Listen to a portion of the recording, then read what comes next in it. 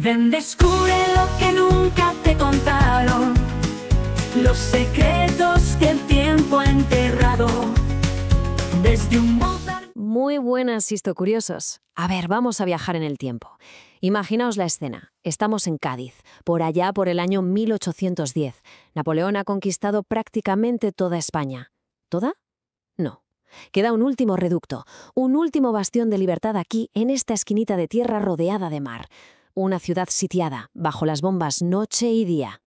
Y en medio de todo ese caos, de ese asedio, ¿qué hacía la gente de Cádiz? Pues entre otras cosas, inventarse coplas como esta, con un desparpajo y un coraje alucinantes. Pero ojo, que mientras las gaditanas se hacían literalmente tirabuzones con la metralla, los llamados padres de la patria estaban a punto de parir algo que cambiaría la historia. La Pepa, la primerísima Constitución de España. Casi nada, el nacimiento de la libertad.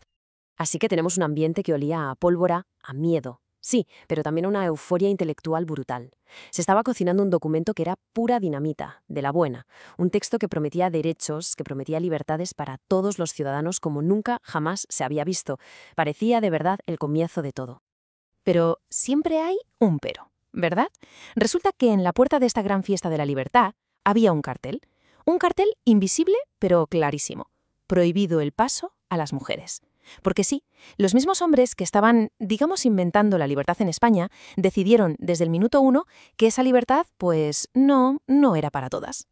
Vale, vamos a meternos de lleno en el meollo. ¿Cómo es posible y por qué los arquitectos de esta España liberal decidieron que la mitad de la población no era bienvenida ni siquiera para mirar? La respuesta, vais a ver, es que llegó rapidísimo. Y es, cuanto menos, sorprendente. Fijaos en las fechas, es que es de locos. El 24 de septiembre se reúnen por primera vez las Cortes. Y solo 2 días después, 2 días, ya están en una sesión secreta discutiendo cómo prohibir la entrada a las mujeres. Y lo más fuerte es que fue una medida preventiva. O sea, no es que pasara algo, no hubo ningún escándalo, ninguna protesta. Fue puro y duro prejuicio.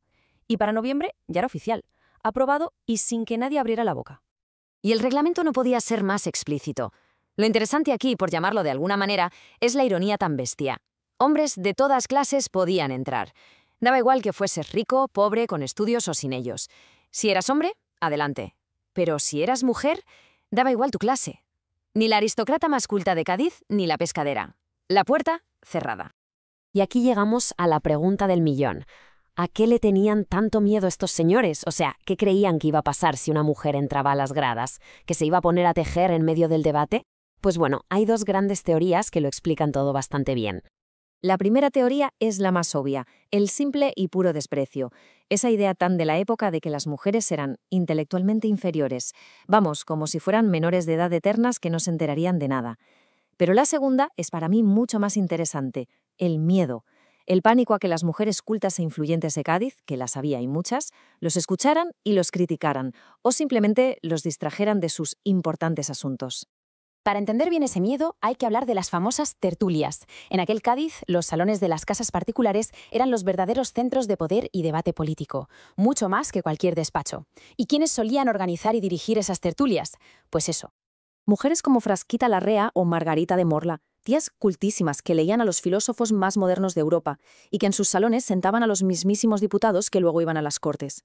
Esos diputados sabían de sobra que estas mujeres no solo tenían opinión, sino que solían tenerla muy bien formada. Y claro, debieron pensar, como dejemos entrar a estas en las Cortes nos la lían, mejor que se queden en casa. Venga, pasemos ahora a la hipocresía, porque esto tiene tela. Mientras se les daba con la puerta en las narices a las mujeres de carne y hueso, resulta que se adoraba a las mujeres de mármol y de pintura. Mirad, en el texto de la propia Constitución, cuando se habla de quién hereda el trono, no se usa la palabra mujer, se usa hembra. El detalle es brutal. Al hombre se le llama varón, que es una categoría social, cultural. A la mujer se la reduce a hembra, una categoría biológica, animal. Es una forma muy sutil pero demoledora de decir, tu función principal es parir. Así que, en la práctica, la cosa estaba clara. A las mujeres se les negaba el derecho a ser, simplemente, testigos. Testigos de cómo se estaba construyendo el futuro de su país. Se les cerraba la puerta. Literalmente. Pero y aquí es donde la cosa ya es de traca. En las alegorías, todo eran mujeres. La propia Constitución, la Pepa, se pintaba y se esculpía como una figura femenina majestuosa. La justicia era una mujer con una balanza. La libertad, una mujer con un gorro frigio. O sea, les flipaban las mujeres como símbolos, quietecitas en un cuadro o en un pedestal. Las de verdad, las que hablaban y opinaban, esas mejor lejos. Pero claro, siempre que hay una prohibición, hay gente dispuesta a saltársela. Y así fue. Sabemos que algunas mujeres, desesperadas por ver lo que pasaba, hicieron algo que era impensable. Se disfrazaron de hombres para poder colarse en las gradas. Se arriesgaban a una vergüenza pública terrible si las pillaban. Un acto de rebeldía y de amor por la libertad increíble. Y bueno, podríamos pensar que todo esto es una anécdota, una cosa de hace 200 años, pero no. Ese pecado original de la Constitución de Cádiz, esa mancha de nacimiento, ha sido tan profunda que, de una forma bastante increíble, llega hasta hoy. Mirad esta comparación. A la izquierda el texto de 1812 sobre la sucesión al trono. A la derecha el de nuestra Constitución actual, la de 1978. Es, básicamente, un copia-pega. Vale, han cambiado hembra por mujer. ¡Qué avance! Pero la discriminación sigue ahí, negro sobre blanco, en nuestra ley más importante, más de 2 siglos después.